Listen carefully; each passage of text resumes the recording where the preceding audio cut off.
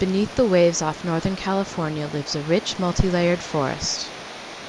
Unlike its terrestrial counterparts, this forest contains no trees. The foundation of this forest is the largest species of algae in the world, Macrocystis pyrifera, more commonly known as giant kelp.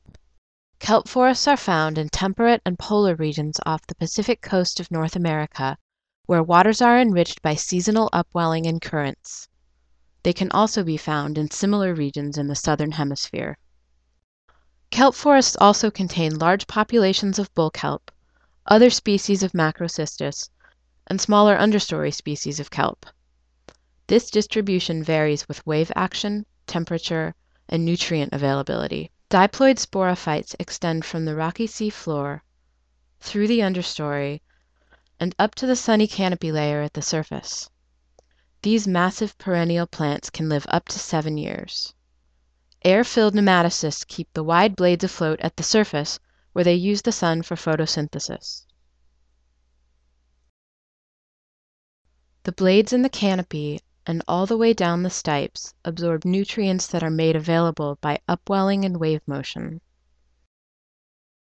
Holdfasts anchor kelp to the rocky seafloor from depths of 60 meters to the wave breakpoint.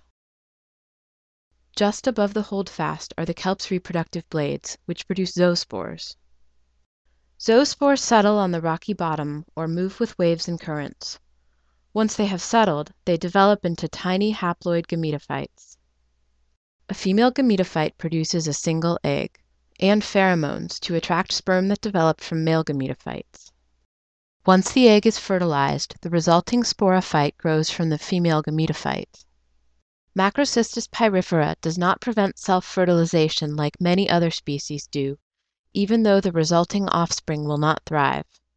Luckily, giant kelp has a strategy to transport zoospores from one population to another. Powerful winter storms can rip entire sporophytes off the bottom.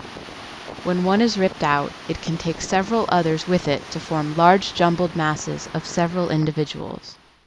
The large masses drift on the surface currents over other kelp populations ranging from Alaska to Baja California. Each one can release viable zoospores for up to 1,000 kilometers. The masses often distribute larvae of animals that remain detached, such as barnacles and snails.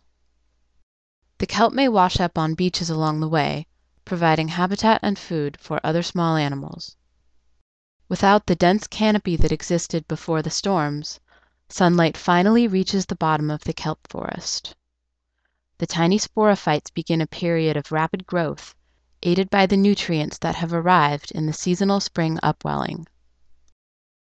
Giant kelp grows an average of 12 inches per day and up to 24 inches at its best.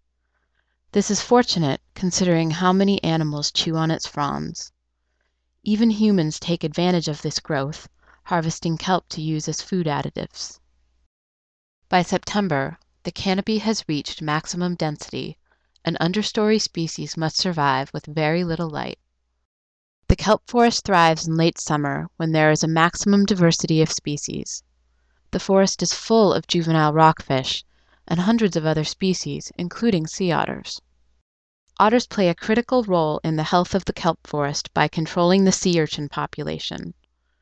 Without the otters, hungry sea urchins would devour large sections of the kelp forest, leaving thousands of animals homeless or hungry. As autumn passes, the upwelling of nutrients has stopped, and the kelp forest begins its decline. The seas become rougher as the winter storms approach, and the cycle begins again.